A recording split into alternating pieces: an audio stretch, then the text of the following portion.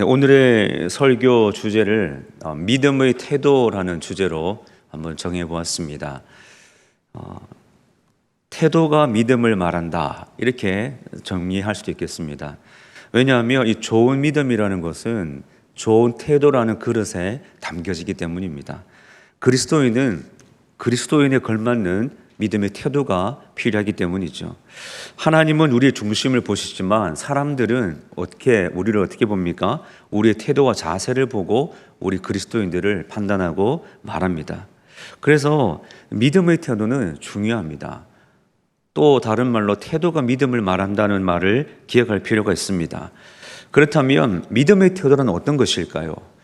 무엇이 어떻게 하는 것이 좋은 믿음의 태도인가? 우리는 이 주제를 좀 생각할 필요가 있는데 오늘은 그 첫 번째 주제를 좀 다루어 보려고 합니다. 믿음의 태도 첫 번째 주제는 성찰이라는 주제입니다. 성찰. 좋은 믿음은 자기를 돌아보는 태도를 가지는 것이 필요하다. 모든 그리스도인은 자기 스스로를 돌아볼 줄 알아야 된다. 그것이 좋은 믿음의 태도다라는 주제를 가지고 좀 말씀을 나누려고 합니다. 그런 의미에서 오늘 본문을 다시 한번 읽어보겠습니다. 시작. 너희는 믿음 안에 있는가? 너희 자신을 시험하고 너희 자신을 확정하라. 예수 그리스도께서 너희 안에 계신 줄을 너희가 스스로 알지 못하느냐? 그렇지 않으면 너희는 버림받은 자니라. 아멘. 여기 말씀에 너희 자신을 시험하고 너희 자신을 확증하라라고 말씀하고 있습니다. 자신을 돌아보라는 거죠. 이것이 좋은 믿음의 태도, 성찰이 좋은 믿음의 태도입니다. 그렇다면 성찰은 어떤 것인가요? 좋은 믿음의 태도의 모습으로 이 성찰이라는 주제를 좀 우리가 생각할 때에 성찰은 어떻게 하는 것인가? 오늘 몇 가지 질문을 던지면서 또 말씀을 준비했습니다. 첫 번째 질문은 이것이죠. 성찰을 위한 첫 번째 질문은 나의 믿음은 성장하고 있는가? 질문하라는 겁니다.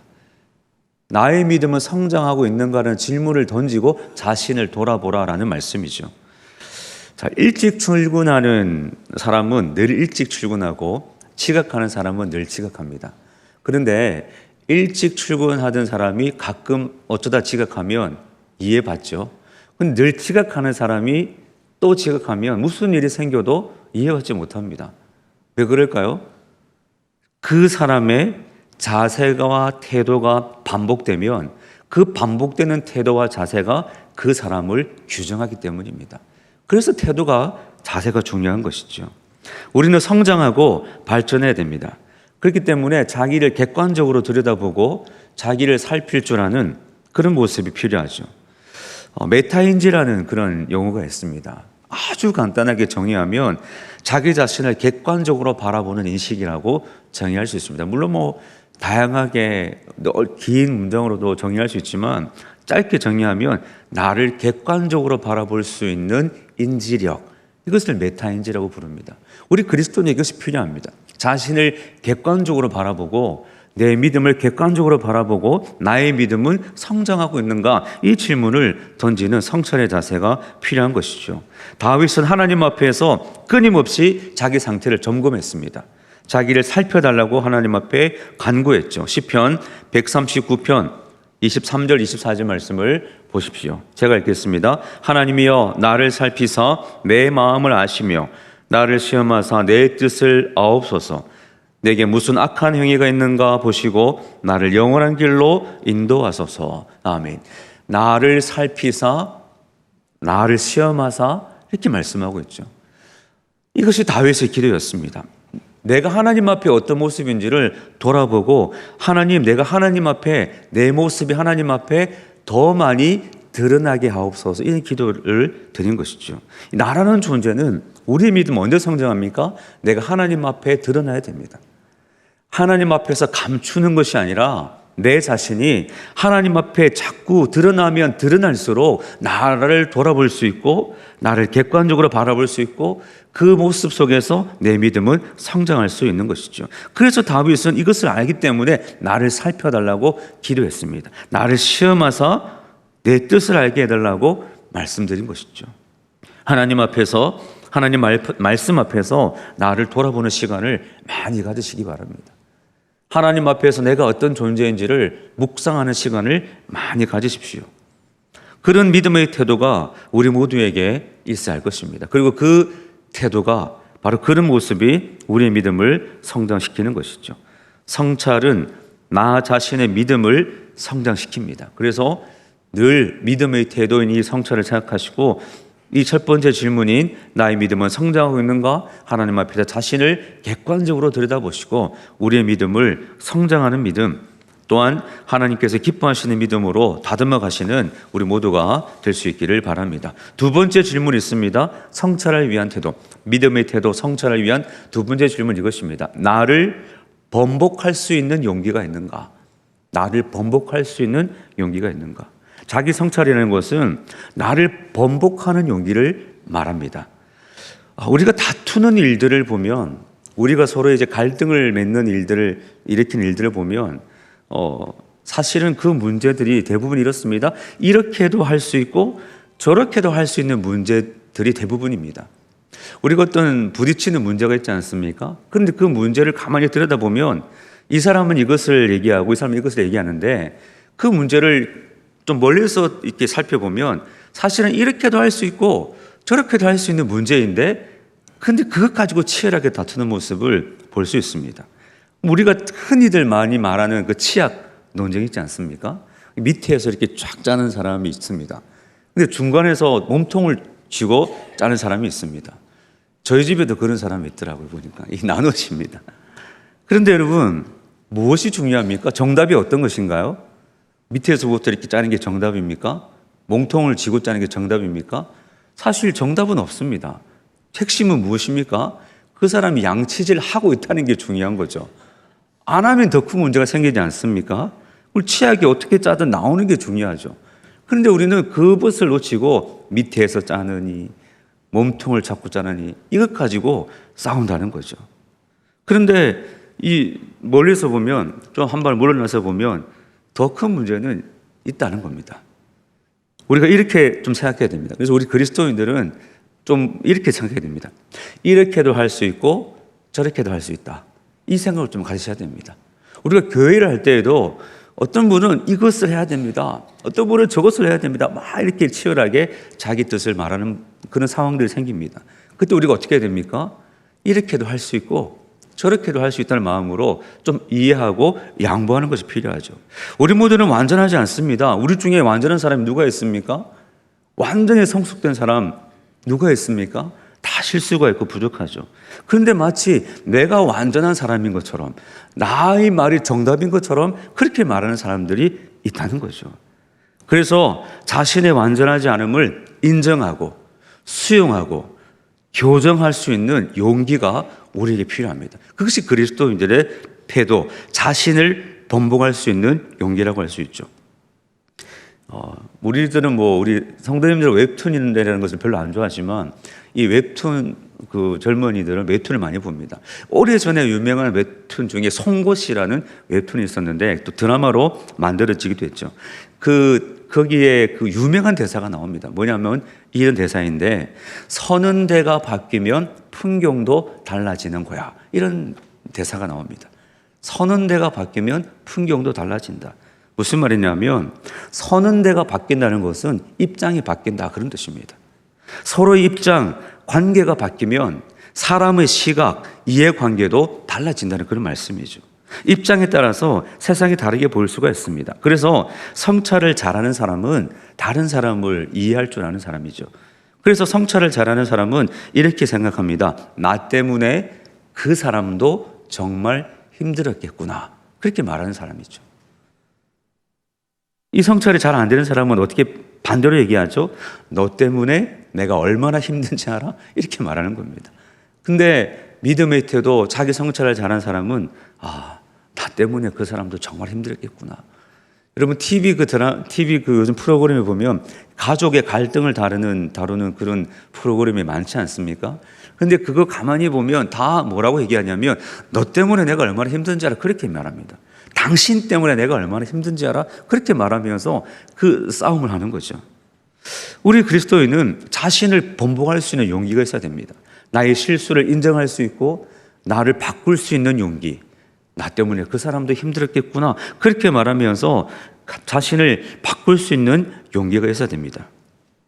어떤 책에 보니까 이 표현을 나 때문에 그 사람도 힘들었겠구나 하는 이 표현을 영혼을 철들게 하는 단식이다. 그렇게 표현을 했더라고요. 영혼을 철들게 하는 단식이다. 정말 맞는 말인 것 같습니다. 우리 안에서 내 영혼이 좀 철이 들어야 되죠.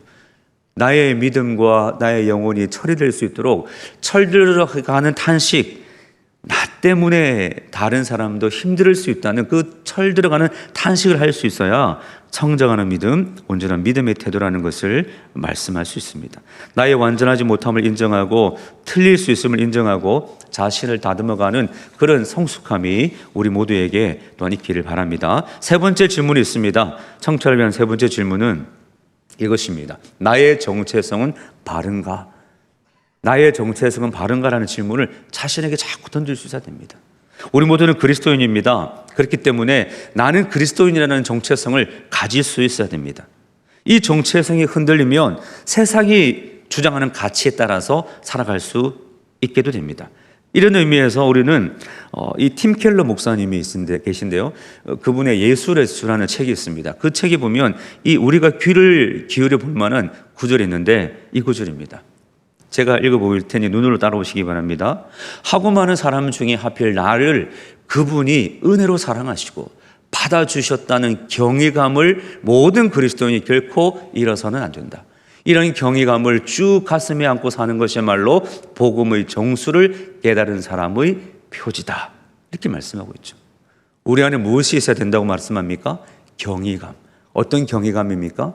내가 구원받았고 하나님이 나를 구원하셨고 내가 구원받은 하나님의 자녀라는 이 경외감이 내 안에 있어야 내가 그리스도인이라는 정체성을 놓치지 않고 어떤 문제 앞에서도 당당할 수 있다는 것을 말씀하고 있죠. 그런데 이런 우리의 생각, 이 정체성을 흔드는 것이 있습니다. 비교의식입니다. 비교의식. 이런 글이 있습니다. 비교는 암이고 걱정은 독이다. 그런 말씀이 있습니다. 유명한 책에 나오는 그 대사인데요. 비교는 암이고 걱정은 독이다. 예수님의 제자들도 사실 비교해서 자유롭지 못했습니다. 그들은 누가 더 큰가, 누가 예수님 좌우편이 안 될 것인가 하는 문제로 갈등을 일으키지 않았습니까? 요한복음 21장 말씀에 보면 부활하신 예수님께서 베드로를 만나는 장면이 나옵니다. 예수님께서 베드로에게 질문하시죠. 네가 나를 사랑하느냐라고 세 번 묻습니다. 이 예수님의 질문을 통하여서 베드로는 예수님의 그 말씀 앞에서 자신의 실수를 돌아보면서 그 모든 자신의 연약함이 예수님이 질문 앞에서 새롭게 되고 신뢰를 회복하게 되고 또한 사랑을 다시 한번 확인하게 되고 사명까지 확인하는 하나님의 크신 은혜를 경험했습니다. 성경의 여러 장면 중에서도 이 예수님과 베드로의 장면은 참으로 감동적이고 귀한 장면 중에 하나입니다. 그런데 그 요한복음 21장 그 예수님과 베드로의 대화 다음에 이어지는 내용을 보시면 베드로가 어떻게 질문하는지를 볼 수 있습니다. 이 예수님과의 대화가 끝나고 갑자기 베드로의 눈에 한 사람이 들어옵니다. 그 질문과 대화가 끝나자마자 베드로의 눈에 한 사람이 들어오는데 그 사람이 누구였냐면 우리는 보통 이제 사도 요한이라는데 요한복음 21장 20절부터 21절 말씀을 보시면 이렇게 기록을 하고 있습니다. 베드로가 돌이켜 예수께서 사랑하시는 그 제자가 따르는 것을 보니 그는 만찬석에서 예수의 품에 의지하여 주님을 파는 자가 누구오니까 묻던 자더라. 이에 베드로가 그를 보고 예수께 여짜오되 주님, 이 사람은 어떻게 되겠사옵나이까? 이게 베드로의 말입니다. 저 말씀에서 예수께서 사랑하시는 그 제자, 만찬석에서 예수의 품에 의지하여 묻던 제자, 대부분의 학자들은 저 사람을 우리가 사도 요한이다 이렇게 가리키고 있습니다. 그러니까 베드로가 예수님과 대화하다가 이 사도 요한을 보고 주님, 이 사람은 어떻게 되겠습니까? 이렇게 물었다는 거죠. 이게 무슨 뜻이냐면 단순한 질문일 수 있는데 이것은 베드로의 비교의식이 드러나는 그런 질문입니다. 예수님께서 뭐라고 말씀하셨습니까? 베드로에게 사랑을 회복하시고 사명을 회복시켜 주셨죠.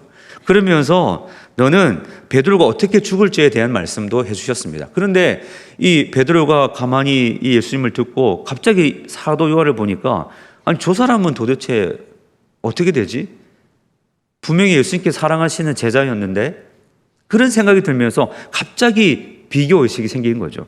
그러면서 나에게는 뭐 내 죽음까지 뭐 다 말씀하시면서 저 사람에 대해서는 왜 한마디도 하지 않았습니까? 그러면서 그 사람에 대해서 사도 요한에 대해서 베드로가 이렇게 질문한 것이죠.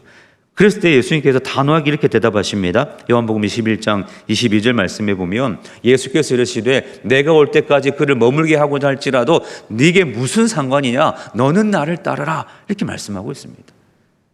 하나님 앞에서 내가 어떤 사람인지를 기억하고 그 정체성을 붙들고 나에게 주어진 믿음의 길을 열심히 달려가야 하는 것이 우리의 사명인데 그럼에도 불구하고 우리는 자꾸 옆에 있는 사람이 신경 쓰인다는 거죠. 비교하게 되고 또 판단하게 되고 그러다 보니 내 사명이 옅어지고 흐려지고 멈추게 되는 그런 상황이 생긴다는 겁니다. 비교는 소명을 흐리게 합니다. 비교하는 순간 시선이 주님으로부터 사람에게로 옮겨지는 거죠. 그러므로 구원받은 자녀는 자기 정체성을 확실히 해야 됩니다. 항상 하나님 바라보는 믿음을 굳게 세워야 됩니다. 어거스틴이라는 분이 계시죠. 아주 유명한 기독교 인물인데 이분이 하나님의 사랑을 이렇게 표현했습니다. 하나님은 마치 사랑할 사람이라고는 단지 한 사람밖에 없는 것처럼 우리 한 사람 한 사람을 사랑하신다. 이렇게 말했습니다. 여러분 귀한 표현 아닙니까? 하나님이 우리를 이렇게 사랑하시는데 우리는 주님 바라보지 않고 자꾸만 시선을 딴 데로 옮기다 보니 우리의 믿음이 흔들리기도 하고 또한 우리의 믿음이 약해지기도 하는 것이지요. 팀켈러 목사님의 그 글에서 나오는 것처럼 오늘 어거스틴의 말처럼 주님의 사랑을 기억하고 내가 그 하나님의 사랑의 주인공이라는 것을 기억하고 그 믿음 붙잡고 살아갈 때에 우리는 우리의 믿음을 아름답게 세워가는 삶을 살아가게 될 줄 믿습니다. 네 번째 질문이 있습니다. 성철을 위한 네 번째 질문은 이것이죠. 나는 신앙생활을 잘하고 있는가? 우리 자신에게 질문해야 됩니다. 나는 신앙생활을 잘하고 있는가? 다른 사람에게 질문할 것이 아니라 자신에게 질문하셔야 돼요. 나는 신앙생활을 잘하고 있는가? 어떻게 잘하고 계십니까? 레위기 11장 45절 말씀에 보면 이렇게 기록을 하고 있습니다. 함께 읽어볼까요? 다 같이 시작. 나는 너희의 하나님이 되려고 너희를 애굽 땅에서 인도하여 낸 여호와라. 내가 거룩하니 너희도 거룩할지어다. 아멘. 여러분 거룩하라고 말씀하고 있습니다. 거룩이 무엇입니까? 거룩은 죄와 구별되는 것이 거룩입니다. 죄와 구별되는 것. 또한 거룩은 하나님이 어떤 분이신가를 보여주는 것이 거룩입니다. 내 삶을 통하여 하나님이 어떤 분인가를 보여주고 나타내는 삶, 그 삶이 거룩입니다. 그리스도의 능력은 어디서입니까? 거룩에서 나오죠. 그래서 하나님은 우리의 거룩에 대해서 관심이 많으십니다. 세상 사람들은 그렇게 얘기하죠. 그렇게 유난스럽게 믿음 생활할 필요가 없다. 맑은 물에서는 물고기가 살지 못한다. 요즘 누가 그렇게 사느냐? 혼자만 고상한 신앙생활 하는 척 하지 마라. 막 그런 얘기를 하면서 구별되어 살려는 우리의 그 열심을, 거룩한 열심을 흔들 때가 있습니다. 여러분 노아라는 사람 말 기억하지 않습니까? 노아라는 분이 방주를 만들 때에 그 동네 사람들, 이웃들로부터 얼마나 많은 소리를 들었겠습니까? 지금 당신은 무엇을 하느냐? 지금 이게 비가 올 날씨라고 생각하고 있냐? 도대체 배를 왜 만드느냐? 왜 그렇게 어리석은 삶을 사느냐? 그렇게 온갖 말을 다 들었지 않겠습니까? 하나님 말씀대로 살려고 하니까 세상 사람들의 눈에는 그 모습이 어리석어 보여서 자꾸만 입을 대는 것이지요. 그럼에도 불구하고 노아는 끝까지 하나님 말씀에 집중하고 순종했습니다. 삶으로 거룩을 보여준 것이죠. 구별되는 삶을 보여주었습니다. 진짜 신앙은 무엇입니까? 삶입니다. 진짜 신앙은 우리의 삶입니다. 진짜 신앙은 어디서 드러납니까? 우리 삶에서 드러납니다. 그것을 신앙생활이라고 하죠. 그래서 어렵습니다. 제가 설교를 이렇게 진짜 신앙은 삶입니다라고 설교하지만 저 자신도 제 삶의 자리에서 이것을 다 드러내며 살 수 없기 때문에 사실 저에게도 쉬운 문제는 아닙니다. 그러나 진리는 선포해야 되겠죠. 진짜 신앙은 삶에서 드러납니다. 예수님께 혹독한 비난을 받은 사람들이 있죠. 서기관, 바리새인, 제사장들입니다. 그들은 당시에 존경받는 종교인들이었습니다. 머리에는 성경 지식이, 입에는 거룩한 말이 넘쳐났죠. 모습만 보아도 딱 봐도 존경받는 그리스도인이라는 것을 그들은 보여주고 있습니다. 최상위 종교인들이죠. 그런데 예수님께서 그들을 향하여 뭐라고 말씀하셨습니까? 화 있을진저 이렇게 말씀하셨죠. 마태복음 23장 말씀에 보면 화 있을진저라는 말씀이 계속 반복됩니다. 화 있을진저, 외식하는 서기관과 바리새인들이야. 마태복음 23장 13, 15, 23, 25, 27, 29절 계속해서 똑같은 말이 반복됩니다. 그리고 16절에서는 화 있을진저 눈먼 인도자여. 이 말씀이 누구를 향한 말씀입니까? 서기관, 바리새인, 제사장들 향한 말씀입니다. 겉으로 보기에는 최상위 종교인들인데 예수님께서는 아주 욕을 하신 것이죠. 쌍욕을 한 겁니다. 왜 그렇게 했습니까? 그들의 삶이 너무나도 역겹기 때문이죠. 그들의 실체가 드러나는 그 비유가 있습니다. 저들의 실체가 드러난 비유가 누가복음 10장의 선한 사마리아인의 비유입니다. 우리의 본성과 실체는 언제 드러납니까? 누군가와 엮일 때에 드러나죠. 어떤 사건과 엮일 때에 그때 진짜 우리의 실체가 드러납니다. 이 누가복음 10장 선한 사마리아인의 비유를 보면 어떤 사람이 예루살렘에서 여리고로 내려가다가 강도를 만납니다. 거반 죽게 된 것을 강도들이 버리고 갔죠. 그런데 그 현장을 지나가던 사람들이 있었습니다. 먼저 제사장이었죠. 제사장이 어떻게 합니까? 그를 보고 피하여 지나갔다라고 말씀합니다. 그 다음 레위인이 그 장소를 지나가다가 그 역시도 그를 보고 피하여 지나갔다라고 말씀하죠. 어떤 사마리아 사람이 그 현장을 지나가다가 그는 어떻게 합니까? 그를 보고 불쌍히 여겨 돌보아 주었다라고 성경은 말씀하고 있습니다. 그런데 이 비유에서 제사장과 레위인의 반응이 너무나 충격적입니다. 이 누가복음 10장에서 이 비유에서 우리가 주목해야 될 말씀이 있는데 예루살렘에서 여리고로 내려갔다. 그런 표현입니다. 예루살렘에서 여리고로 내려갔다. 이것을 우리가 단순히 지역적 이동으로 볼 수 있지만 여기에 이 비유를 풀어내는 중요한 의미가 있습니다. 당시 제사장들은 24개의 조로 나누어서 성전에서 봉사했습니다. 그러니까 평소에는 자기 주거지에 살다가 자기가 성전에서 봉사할 그 당번이 되면 자기 주거지를 떠나 예루살렘에 가서 성전 봉사를 하고 그 성전 봉사 일주일 정도의 성전 봉사가 끝나면 다시 주거지로 가게 됩니다.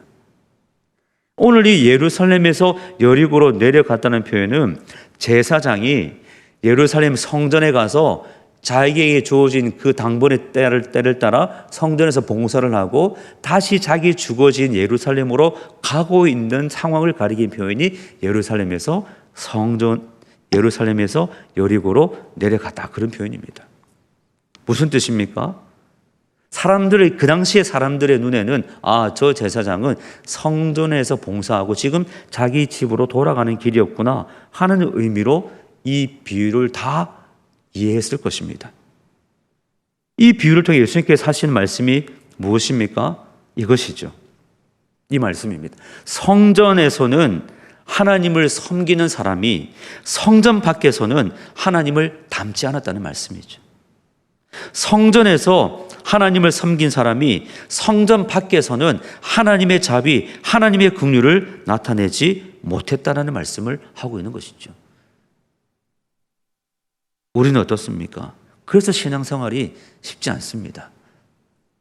제사장 레위인 좋은 사람입니까? 나쁜 사람입니까? 이 제사장과 레위인을 이렇게 정의할 수 있습니다. 칭찬받는 나쁜 사람. 이렇게 정의할 수 있습니다.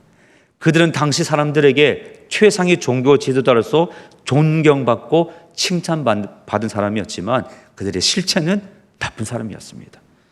칭찬받는 나쁜 사람이었죠. 저는 이 말씀을 선포하고 준비하면서 제가 그런 사람이 되지 않을까 사실 두려운 마음도 있습니다. 칭찬받는 나쁜 목사가 되지 않을까. 교회에서 성도들에게 비치는 모습은 그래도 좀 괜찮아 보이고 그래도 좀 조금 나아 보이는 그런 모습인데 이 교회 밖에서는 나쁜 사람, 사람들이 목사로 인정할 수 없는 사람, 그런 모습으로 비춰지지 않을까, 그런 염려하는 마음도 사실 저에게 있습니다. 그래서 이 당시의 종교 지도자들, 이들을 가리켜서 칭찬받는 나쁜 사람이라는 표현이 오늘 나에게 해당되는 말은 아닐까? 사실은 저를 보면서 걱정하는 마음도 있으므로 이 말씀을 준비했습니다. 여러분 어떻습니까? 중요한 것은 하나님 앞에서 자기를 살피는 것입니다. 그래서 나는 신앙생활을 잘하고 있는가? 자기 성찰의 질문을 돌아봐야 하는 것이지요. 삶의 자리에서 참된 거룩을 이루는 믿음 생활이야말로 하나님께서 기뻐하는 삶인 줄 믿습니다. 오늘 말씀의 주제가 태도가 믿음을 말한다. 믿음의 태도에 대한 말씀을 나누었습니다. 그 첫 번째가 성찰이었죠. 어떻습니까? 자기 자신을 잘 돌아볼 수 있는 그런 믿음의 태도가 저와 여러분에게 있어야 할 것입니다. 그 믿음의 태도가 하나님께는 영광이요, 우리가 늘 하나님 앞에서 온전함으로 세워지는 그런 믿음으로 우리를 이끌어갈 것입니다. 그런 의미에서 오늘 본문 말씀을 다시 한번 읽어보겠습니다. 이 말씀 읽어보겠습니다. 너희는 믿음 안에 있는가? 너희 자신을 시험하고 너희 자신을 확증하라. 예수 그리스도께서 너희 안에 계신 줄을 너희가 스스로 알지 못하느냐? 그렇지 않으면 너희는 버림받은 자니라. 너희는 믿음 안에 있는가? 너희 자신을 시험하고 너희 자신을 확증하라. 여러분 이 말씀을 이번 한 주간 좀 마음에 새기시고 스스로를 돌아보면서 믿음 안에서 삶을 잘 다듬어 가시기 바랍니다. 저와 여러분 모두가 스스로를 돌아보는 믿음의 태도를 이루어서 하나님 앞에 영광 돌리는 믿음, 그런 믿음 생활하시는 저와 여러분의 모든 삶이 되시기를 예수님의 이름으로 간절히 축원드립니다.